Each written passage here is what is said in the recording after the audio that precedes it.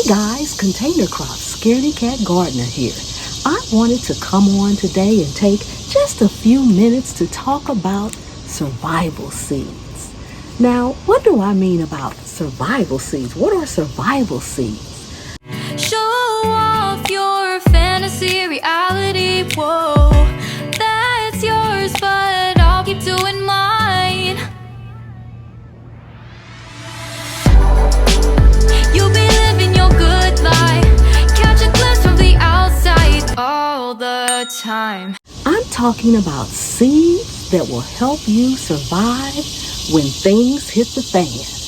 Notice I didn't say if things hit the fan, but more or less when things hit the fan. And guys, if we draw upon our history just a little bit, now I'm not going to dwell too much on the history, but if we go back in time and look at things, we'll see just how important our seeds can be.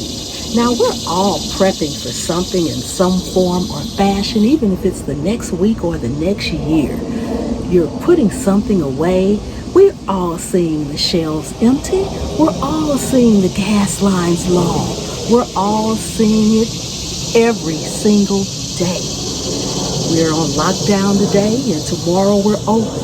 Then we're back on lockdown. We really don't know what's going to happen from day to day. So in being prepared, we also need to make sure we have seeds that will help us survive. Now, let's just go 1 minute.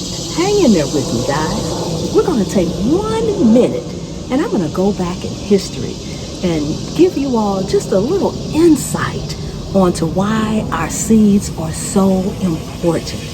But before we do that, if you are not subscribed to the channel, go ahead and subscribe. Turn on the notification bell so you'll always get my videos every time I upload them. I would love for you all to be a part of the Scaredy Cat crew. But guys, getting back to history, if we go back in time to, let's just say, World War I. Yes, World War I, when they were rationing food. You know, the government started rationing food, and they suggested that all civilians grow their own. And so, civilians being patriotic, that's just what they did. And they actually called them victory gardens. They started planting everything around their property, front, back, anywhere they could find space, and they grew everything. And it also allowed the true farmers to be able to supply their goods directly to the military, because the citizens were growing their own. And back then it was considered one of the most patriotic things that could be done. Now, let's step back in time just a little bit further and see just how important seeds can be. Now, if we go back in time to the slave trade, when West Africans were being brought over to the Americas, they wanted their culture, but they also needed to survive in the midst of everything. But they weren't allowed luggage or belongings. So what they did was they took rice and they braided the rice into their hair. They braided it tight, so no matter how hard you shook your head, the rice was not coming out. And back then, your hair was one of the only things that you really had control over. So it wasn't checked, it wasn't gone through. And by them braiding the rice into their hair, they were able to not only bring their culture with them, but they were able to bring what sustained their bodies. It's important to have your seeds no matter where you go. So I've got a list of a few seeds that are extremely fast growing.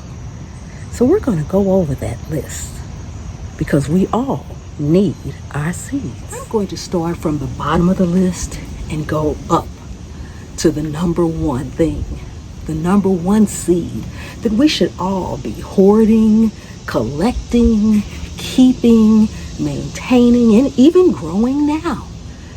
Let's start with cucumbers and baby carrots. You know, it really takes about, 50 days for them to come to maturity. But baby carrots don't need to come to maturity before they become edible. You can pull them up quite young and have them. They will be edible. And cucumbers, well, the larger they get, the more bitter they get. So it's good to pick them young and small. We also have broccoli and zucchini. Both of them take about 40 days to come to maturity, but broccoli is good, young and tender. And zucchini, they are both fast growing. 2 seeds we need. Next up, beets and turnips. Now, they take about 35, maybe 40 days. Beets, probably around 35 days for full maturity, but you can start eating the leaves very young. And the roots will continue to grow and the leaves will grow again. And the one thing about beets, the entire plant is edible. Now turnips, you can eat those young too, and they will continue to grow. So all of these things, you don't have to wait until they become fully mature to harvest. So you need those seeds. Next up, we have spinach and lettuce. Both of those are like cut and come back. You can harvest both of those early. The lettuce you can harvest as soon as the leaves start to become full leaves, true leaves, and the same thing with spinach. You can cut baby spinach. Cut and come back, we have scallions, aka green onions, some of my favorite. Guys in the ground starting from seed, they take about 21 days. But if you got a glass of water, you can put them in there and be ready to start eating off of them in just a few days. And they will continue to grow. And the best thing to do for scallions, green onions, whether you're growing them in the ground or in water, however you're growing, is to not to pull them up, but to just cut them down. And you can eat the green part and they will continue to grow and they will grow and they will grow. We also have on our list radishes. Now radishes, they are a well-known veggie for growing fast. 21 days and you're done. And that brings us to number 1. Number 1, guys, sunflower shoots. Oh my goodness. Ready in as little as 12 days. And you know, the thing about that is most of the time when we're getting in a crunch or things hit the fan, we do have a little warning that things are going to hit the fan.